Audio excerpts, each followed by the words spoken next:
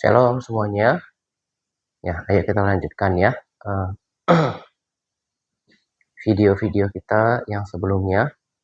Nah, kali ini saya mau mempertegas tentang pengertian-pengertian atau makna atau kesimpulan-kesimpulan dari pengajaran-pengajaran yang saya sudah sampaikan, baik dalam video ataupun dalam tulisan, ya. Karena saya tahu pemahaman setiap orang itu beda, daya tangkap setiap orang itu beda. Tetapi selain itu, bahwa penegasan, pengulangan membuat sebuah topik ya menjadi clear, ya menjadi lebih jelas gitu ya. Nah, kenapa saya tergerak untuk membuatkan video penegasan. Nah, kali ini nanti saya akan buatkan namanya inspirasi ya, entah inspirasi pagi atau inspirasi malam, sebab color-nya itu, warnanya itu, karakteristiknya itu different ya. Ini lebih kayak seperti klarifikasi gitu ya, untuk meneguhkan pengertian kita tentang apa yang saya sampaikan. Nah,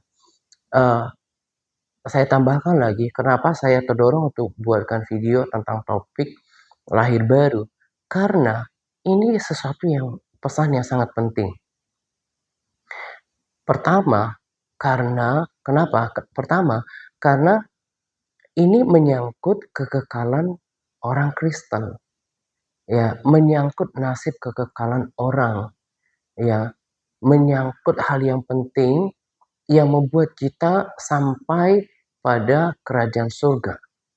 Yang kedua, yang berbicara di dalam firman ini, di dalam ayat ini adalah Yesus sendiri, bukan rasul. Jadi benar-benar sesuatu yang kuat gitu ya. Nah, tempoh hari sebetulnya saya sudah singgung apa yang terjadi ketika seseorang mengalami kelahiran kembali. Nah, tetapi karena saya berusaha untuk kompres itu video, jadi saya bagi-bagi. Memang mungkin salah satu kekurangannya adalah penjelasannya kurang panjang gitu ya. Makanya saya buat lagi video tambahan untuk mempertegasnya gitu ya. Nah, di sini saya akan bagikan rinci, jelaskan sepenggal-sepenggal, sedikit demi sedikit supaya gampang diingat, ditangkap langsung, bahkan bisa relay, bisa sampaikan ulang kepada orang lain gitu ya. Nah, apa sih ciri-ciri orang yang belum lahir baru? Ya, di video pertama ini saya akan bagikan yang pertama, yang paling umum ya, berdasarkan penjelasan di posting tentang kelahiran baru ya. Dilihat saja di akun pribadi saya ya, atas Sony Monggo. Tetapi ini juga diperkuat oleh kesaksian saya pribadi, dan itu yang saya lihat terjadi di antara orang Kristen. Ya, yang pertama adalah ngantuk ketika mendengarkan firman Tuhan. Ya, but before I continue, saya mau kasih tahu, ngantuk ini bukan berarti tidak pernah dialami oleh orang yang sudah lahir baru ya. Maksudnya gini, kalau namanya kondisinya kita mungkin kecapean atau kurang tidur, ya orang yang lahir baru juga mungkin saja ngantuk mendengarkan firman Tuhan. Tetapi kalau di dalam tapi kalau di yang lahir baru itu mungkin cuman occasionally ya. Occasionally itu maksudnya itu hanya sesekali.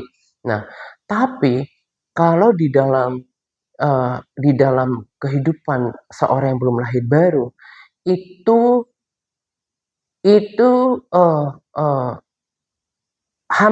bukan hampir, tapi itu selalu berulang.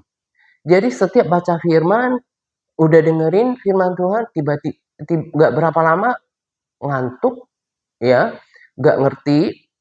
Terus kalau baca firman juga tiba-tiba ngantuk dan ini biasanya tandanya. Tadi kan saya bilang orang yang udah lahir baru bisa juga mungkin juga terjadi ketika dengar firman itu ngantuk, ya, ngantuk kalau dalam kondisi kecapean atau kurang tidur. Tapi saya bilang tadi ada highlight-nya, ada garis bawahnya. Maybe it happens occasionally. Ya, itu mungkin terjadi sesekali. Ada exception, ada pengecualian. Tapi kalau orang yang belum lahir baru dan itu terus terjadi, setiap baca dengerin firman pada umumnya di gereja atau baca firman itu ngantuk plus nggak ngerti, ya, uh, uh, ngantuk dan nggak ngerti. Nah, ini video bukan untuk menghakimi saudara, tapi menuntun saudara, ya. Coba cek diri kita. Ketika kita mendengarkan firman Tuhan, itu setiap dengerin firman Tuhan itu ngantuk, nggak ngerti, dan ada lagi plus-plusnya. Itu nggak tertarik dengan membaca firman Tuhan dan juga mendengarkan firman Tuhan. Nah, kenapa ini saya terdorong untuk ulangi lagi? Coba saudara setelah mendengarkan video inspirasi yang pendek ini, ngecek diri sendiri. Kenapa saya tidak suka baca firman?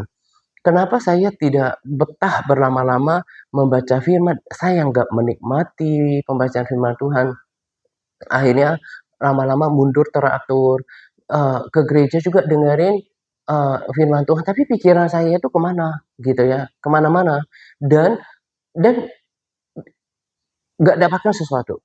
Something wrong with that. Nah, itulah yang terjadi ketika seseorang belum dilahirkan kembali oleh Roh Allah, oleh Roh Kudus.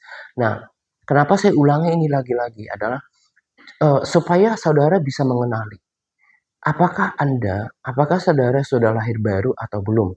Masalahnya ini akibatnya itu fatal. Kenapa? Yesus yang bilang kalau orang tidak dilahirkan kembali itu tidak akan melihat kerajaan surga. Karena apa tadi? Karena kalau nggak dengar firman Tuhan, kalau kalau dengerin firman Tuhan ngantuk, nggak tertarik, nggak mengerti, itu ada koneksinya. Ini saya nggak prepare, tapi Roh Kudus ingatin saya ini, ayat ini. Ini ada hubungannya ketika Yesus berbicara tentang penabur. Nah, ada 4 kelompok kan? Ada 4 kelompok. Satu kelompok itu mendengarkan firman Tuhan, tapi nggak ngerti. Datanglah si jahat, si iblis, dicurilah firman itu, dan firman itu nggak bertumbuh. Nah, dan ini menggambarkan orang-orang yang belum lahir baru. Nah, kalau itu saudara, kenapa setelah kenapa Yesus katakan kalau kamu nggak lahir baru, kamu nggak akan bisa melihat kerajaan surga. Karena bagaimana mau mengerti, bagaimana mau melakukan, bagaimana mau bertumbuh dengan iman kalau pengertiannya saja udah tertutup.